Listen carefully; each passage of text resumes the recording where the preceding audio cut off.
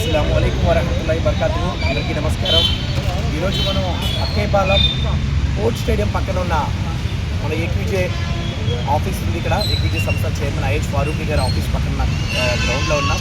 ఇక్కడైతే మాత్రం సోదరుడు మన చెన్నూరు గ్రామస్తుడు మన సోదరుడు మౌలా ఇక్కడ కేజిఎన్ హలీం అని ఒక హలీం సెంటర్ ఓపెన్ చేశారు. అయితే ఈ హలీం సెంటర్లో చికెన్ హలీం, మటన్ హలీం, అలాగే హైదరాబాద్ స్పెషల్ దమ్ బిర్యానీ కూడా ఇక్కడ మంచి చెఫ్లతో వండించడం జరుగుతుంది. హలీం అయితే మాత్రం చాలా టేస్ట్గా ఉంది. సో అందరికీ కూడా మేము ఒకటే రిక్వెస్ట్, ఇది న్యూట్రిషన్ ఫుడ్.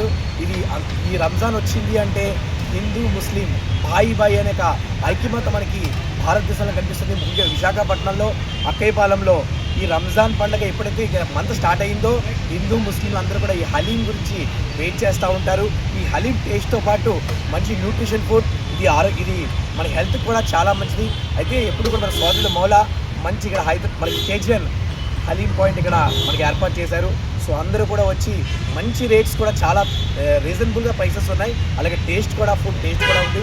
సో అందరూ వచ్చి ఈ హలీంని మరి బిర్యానీ టేస్ట్ చేస్తారని కోరుకుంటున్నాను. నమస్కారం.